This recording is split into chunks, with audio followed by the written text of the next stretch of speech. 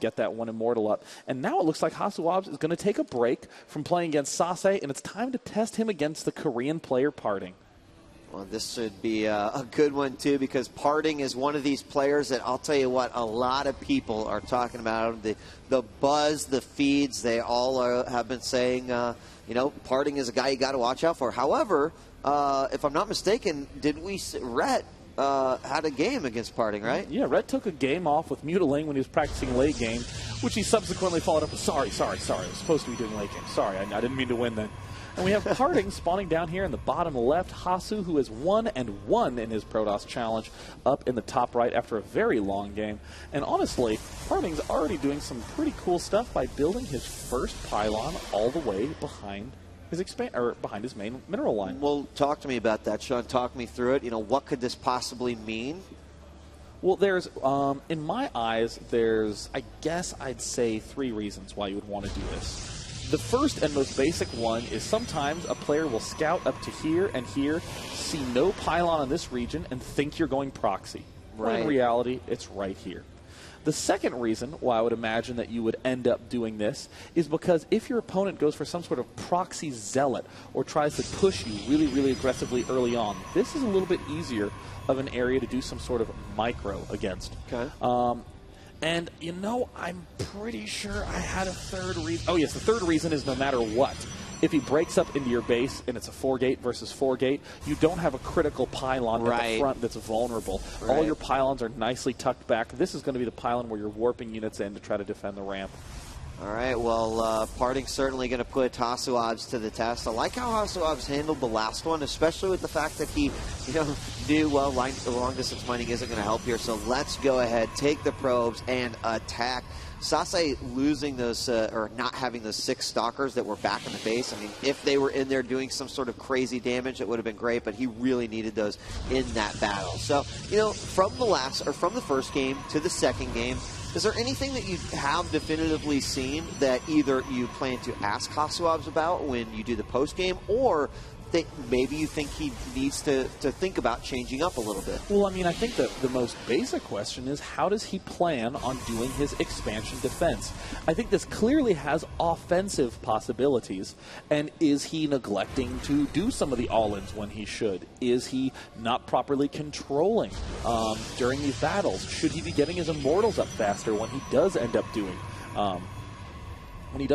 these expansions? Like, I'm really curious how he wants to define the defense of that first expo. I mean, getting all the sentries and stalkers at the start, or excuse me, the sentries and zealots afterwards, or is it the Immortal? You see a 2-stalker push that could have come up from PartinG, but instead he's just going to be going for a relatively fast Twilight Council. This will allow you to get Blink and an Expand kind of fast. And if you are just joining us, what we're doing right now is HasuObs is our focus player, and his focus challenge is to work on and refine a new build that he has seen and liked by a Ukrainian player, and he kind of wants to add it to his repertoire of, his already very, very standard and solid play. And so we're seeing him now in his 3rd game. He is now a 1 win, 1 loss against Sase, and he is up against StarTale's PartinG. And there's the swift blink coming in from PartinG. Looks like PartinG has yet to build any additional forces, but we see 1 Zealot, 2 Zealot, and 1 Stalker.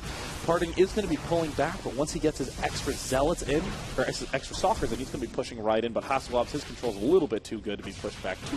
Too much trouble.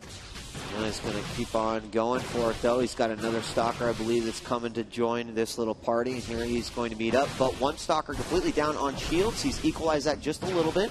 And with just the 2 gates inside, he's definitely going to be limited to his reinforcements. But Hasu at this point still does not have his all of his gateways up yet, and his Twilight Council is on its way as well. Oh, Hasu tries to do some nice control, but PartinG with a nice swift move of his own. It looks like only 1 unit has fallen for PartinG. Will a second one? Whoa! Looks like no. I mean, this is a very, very cool opening from Hasu, but PartinG with pretty much flawless control, man. Just very nice, very nice control, and you know how much that particular initial push with the two Zealots and the Stalker in the last two games, we saw that succeed. We had the two Zealots and the Stalker always the front. He kept all those alive, and that was all good. But now having lost those, HasuObs now having to deal with, well, what happens if I lose these units and Blink is already done and my opponent's at my front door? And I mean, I think in this circumstance, Hasu is going to be thinking the same thing he was before. Okay, great. I know I'm not going to die. I have 4 gateways worth of Stalkers that I can churn out.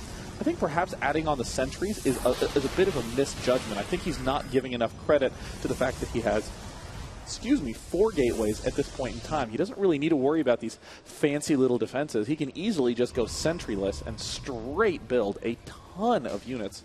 And so more gateways are on the way right now for PartinG. The Robo is up for Hasu, so he's been very, I mean, he's stuck to the build that he said he was going to do. Everything has been right, exactly how he planned it to be, well, despite the fact that he lost those initial units. Whoa! Looks like some nice intuition from PartinG. PartinG was asking himself, where'd that Stalker in the middle of the map go? Just went to scout all around, found it in the bottom right corner. Cool little move there, and PartinG's now going to end up losing a couple pylons, supply block himself a little bit, and it's Hasu's turn to try to snatch up a little bit of momentum. So is he going to push forward with this or remain on the defensive right now, just building some more Stalkers? But his count, if I'm not mistaken, is going to be a little bit high. Oh, fighting right in the choke, but the Blink finishes at a great time. The force fields do go down, and this is going to be a good little exchange for Hasu, but more Stalkers coming in to reinforce for PartinG.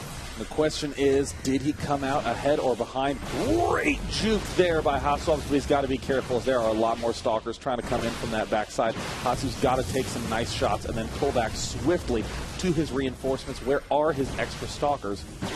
Yeah, I mean, the reinforcements for PartinG just came at the perfect time. He's also got a pylon just to the southeast of the position that he is currently at. And now Hasu, even though he had pushed out, now finds himself back at the top of the ramp inside his main base. You know, I almost want to ask Hasu about his sentries in these games. Is he actually needing to get them to do these sorts of defenses? I mean, obviously, with the 4 gates, he should be able to overpower any sort of fast tech build. If you see something fast, and there's the Blink up into the main, and PartinG with some very nice target firing. He's now able to one-shot Stalkers, easily able to break the front. Hasu having a pretty swift loss to this ultra-fast Blink play. Yeah, and I mean, we did see him lose those units early on, despite the fact that they had a nice little battle in the middle. And so that meant that he was down. The Blink came a little bit quicker here for PartinG as well. And there it is, GG, well played. And PartinG takes the first game in their set. PartinG playing just really well. I mean, one thing to note about that is that the speed that the Blink arrives before the 7-minute mark, that's going to startle a lot of Protosses. And honestly, the way that the brain thinks, because the brain's an idiot, it always does this, your brain sees that, and instead of going, aha, that's fast, he must have made some sacrifice in unit count, your brain goes, oh my gosh, he's a Korean pro. He must be able to 3-gate and get Blink faster. Then I can. So you envision this huge army with fast Blink, and he has the lead in probes, and it's very easy to get yourself distracted. Well, we're going to be going on to another game.